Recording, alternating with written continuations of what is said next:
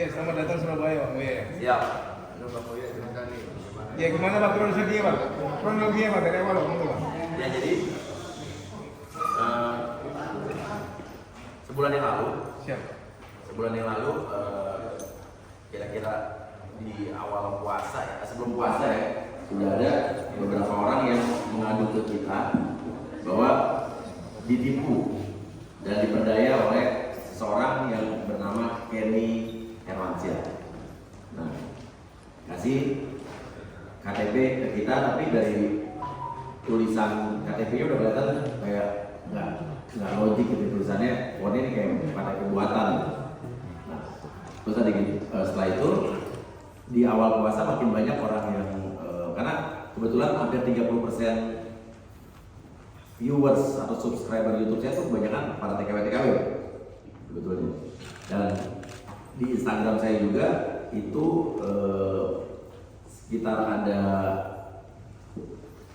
8% TKW Malaysia, 5% itu TKW Hongkong, 4% TKW Taiwan.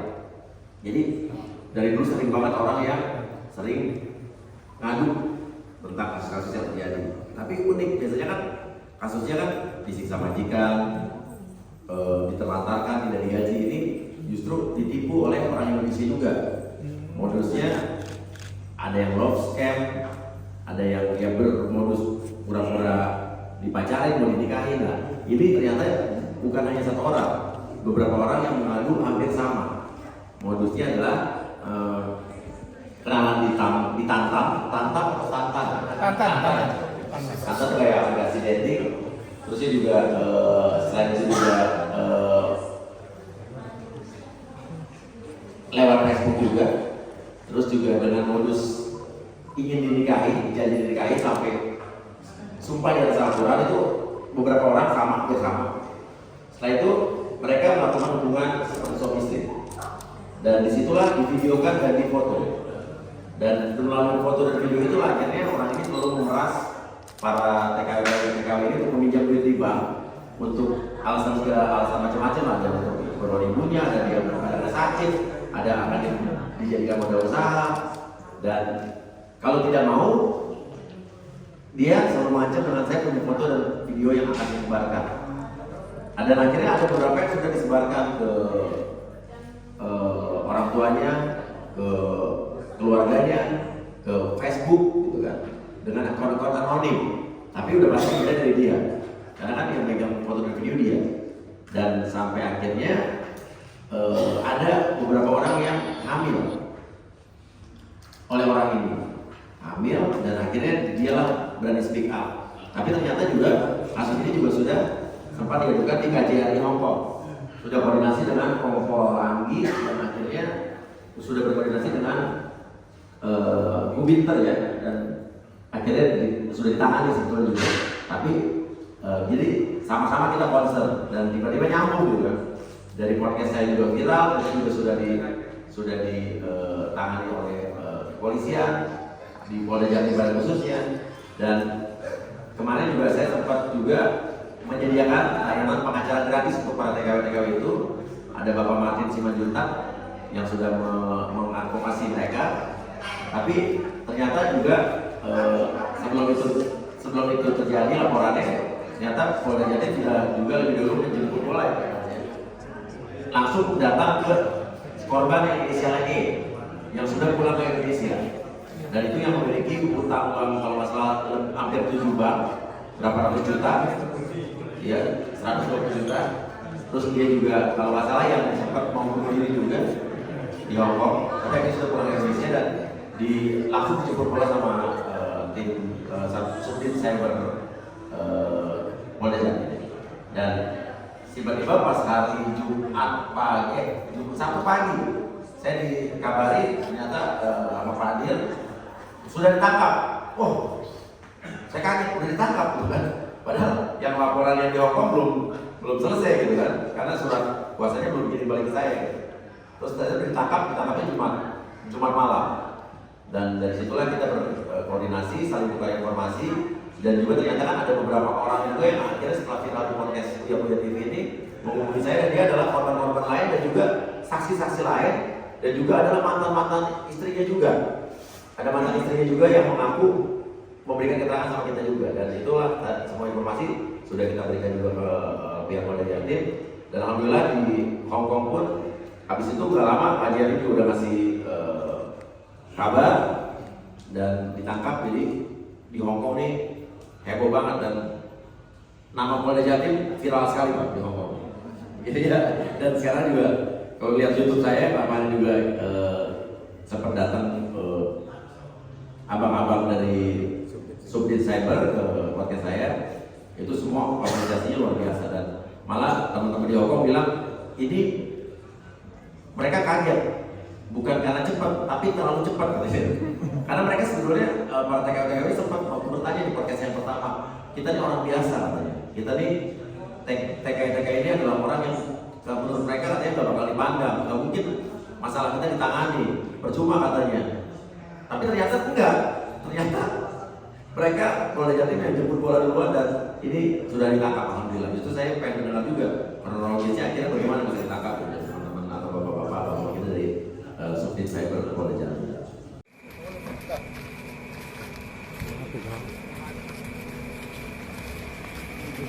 Jangan gerak-gerak tangan. Yang megang kunci sehari-hari selain kamu siapa? Pembantu. Namanya siapa? Sumami. Kalau nggak ada di gimana? Oh, rumah. Ya, benar ya. Mana caranya saya malam ini harus bisa masuk sama. Baik. Cerita yang sebenarnya ya. Dan ke rumah. Oh.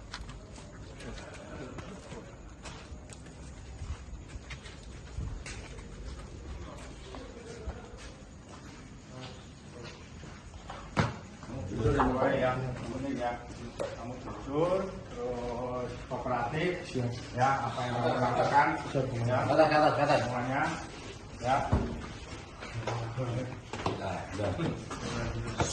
Bang, izin untuk lebih detail terkait korban yang sampai hamil, Bang. Iya. Pada usia anak-anak kata Pak Dir, hasil penelitiannya adalah usia 6 sampai 7 tahun. Iya.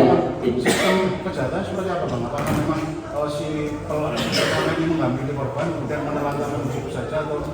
Itu belum tahu lebih jelas. Tapi yang jelas itu ada di Taiwan. Anaknya mirip banget sama bapaknya, dan jadi nggak tahu dipacari jadi dinikahi, ada yang mungkin udah dinikahi juga.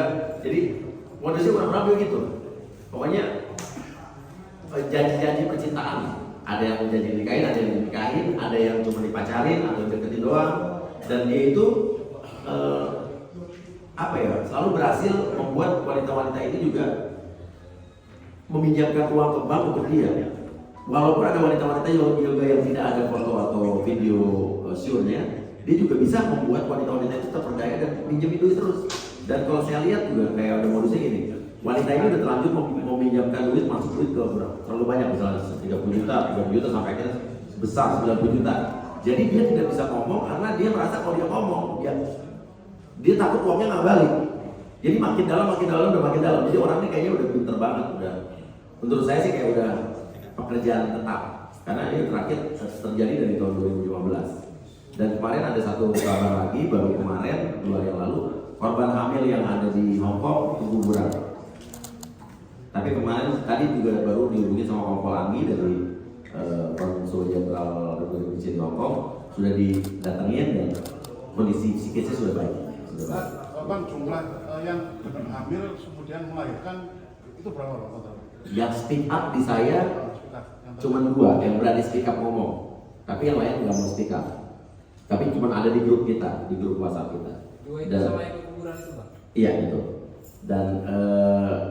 Dan intinya abis itu juga mereka ini makin hari makin banyak dan mungkin karena sekarang sudah ditangkap berani speak up. Dan rata-rata cewek-cewek ini takut, banyak ditakut-takuti. Mereka ada yang cerita bahwa katanya diancam, bukan diancam secara takut, diancam secara ancaman fisik gitu ya, atau keluarga yang diancam di kampung. Tapi juga ada yang takut nggak mau ngomong karena katanya takut diguna-guna. Saya diajak kalau ngomong di gudang-gudang, karena cewek-cewek ini ternyata tahu kalau orang ini katanya punya guru spiritual, kayak gitu.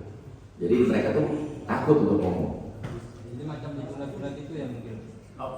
Di otak mereka di doktrinnya begitu gitu kan. Iya. Apa yang membuat mereka terperdaya terbujuk karena ketampanannya, kekayaannya atau Ini kayak modus menjual mimpi kali ya. Jadi soalnya aku pengacara atau pengusaha dari Jakarta janji ingin menikahi, pasti mereka bilang, oh saya boleh nikahi pengacara, pengusaha, pasti kayak menjual, kayak ibaratnya pengen orang gitu jual mimpi. Gue kayak punya suami pengacara, punya suami pengusaha. Dan ini kan modusnya sering terjadi, bukan hanya si Kenny alias Muhammad Faruk. Saya nggak apa-apa, saya ngomong aja nama lengkapnya gitu ya. Dan intinya adalah sering terjadi di yang habis saya juga love scam yang orang ngaku dia tuh pilot, dia tuh polisi, dia itu tentara, padahal ambil gambarnya dari Google. Gitu. Kalau yang sampai dia ketemu dia beli seragam. Ini sering terjadi dan ini berulang-ulang. Ini mungkin ini bisa jadi edukasi bahwa jangan mudah terpercaya orang yang mengaku profesi tertentu, mulut manis, janji manis, dan rata-rata emang mukanya yang agak-agak lumayan cakep sih. Gitu kan.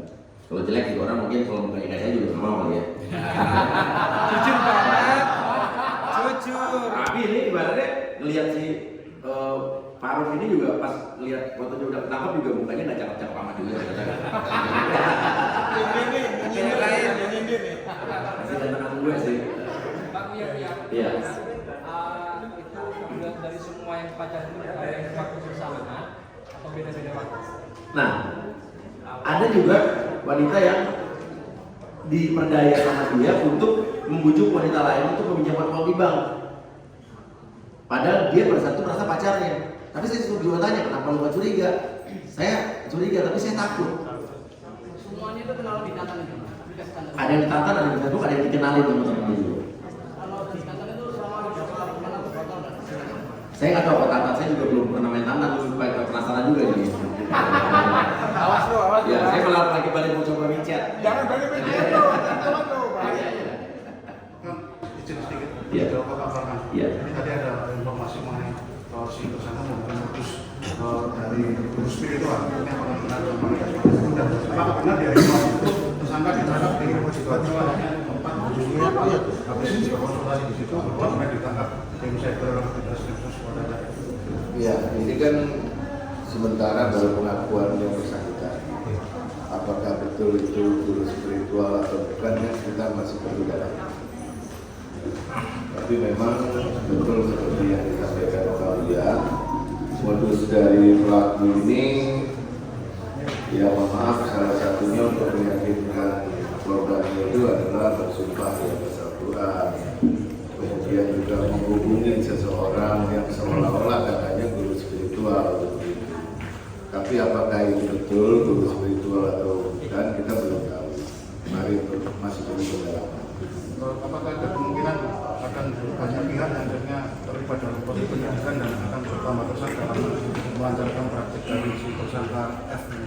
Ya, nanti kita analisa satu persatu ya, sampai sejauh mana peran dan tindakan yang sudah dilakukan orang-orang yang mungkin membantu. Apakah ini dalam keadaan terpaksa atau tidak? Nanti kan kita analisa dulu. Seperti tadi yang disampaikan Bang Uya, ada juga korban itu yang diminta oleh pelaku ini ya untuk membantu pelaku memaksa korban lainnya meminjam uang. Nah itu terpaksa dilakukan. Ada juga yang diminta oleh pelaku ini mengaku sebagai sekretarisnya yang yang kegiatan usahanya pelaku ini ada di Hongkong. Ada juga yang seperti itu. Ada juga yang mengatakan seolah-olah dia bertindak sebagai ibu dari pelaku ini juga ada. Nah, ini kita perlu dalami satu-satu. Semacam mensimulasikan agar memperlancar kepentingan si tersangka gitu. Yang jelas kan ini yang disampaikan pelaku itu untuk meyakinkan korban bahwa apa yang diinginkan oleh pelaku ini benar. Nah, contoh misalkan dia berbohong minta kepada korban lainnya untuk mengaku sebagai sekretarisnya di kantor yang ada di Hongkong. Nah itu kan dia bicara dulu kepada korban bahwa saya punya usaha nih di Hongkong. Kalau nggak percaya, telepon nih di sekretaris saya.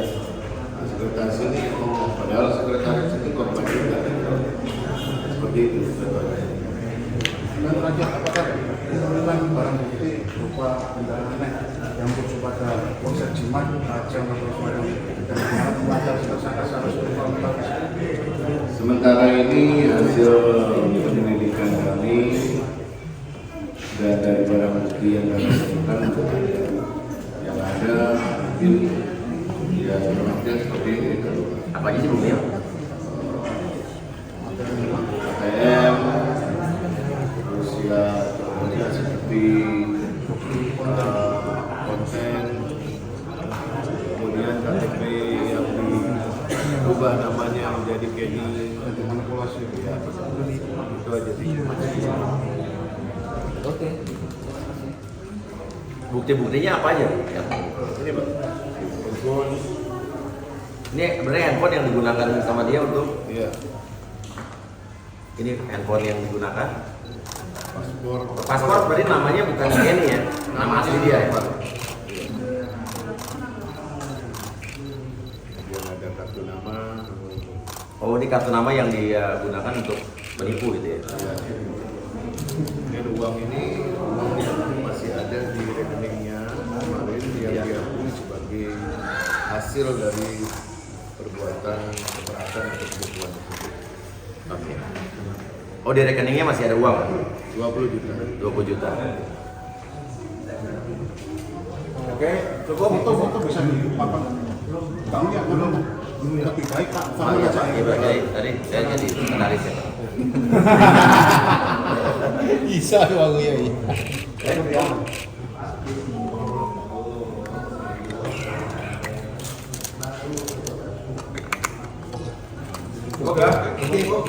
Kalau bukti-bukti yang lain Bapak aja naikin lagi ya Pak. Ya. Saya naikin lagi. Intinya rekan-rekan mohon digarisbawahi bahwa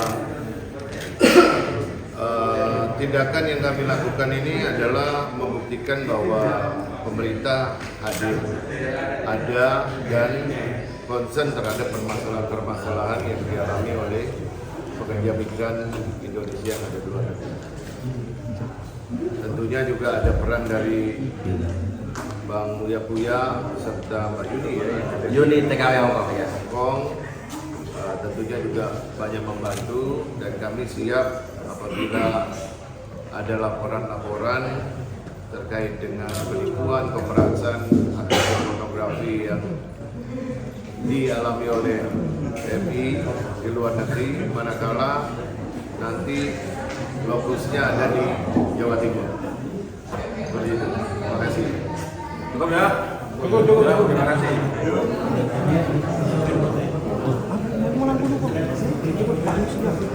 Saya justru mau tanya Pak, kalau Interpol tuh saya pikir Interpol tuh agen polisi di luar itu, tapi ada Interpol Indonesia tuh Pak. Itu fungsinya apa Pak? Biar tahu juga nih, saya penonton saya Pak. Jadi beberapa negara itu kan ada Interpol. Iya. Di Indonesia kita punya sekretaris Interpol. Aset Insidi Interpol. Oke. Markas Interpol itu adanya di